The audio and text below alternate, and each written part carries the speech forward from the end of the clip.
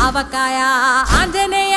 కథ మొదలెట్టినాడు చూడరయ్యా శక్తినంతా కూడగట్టి చెట్టు దులిపినాడు అంజయ్య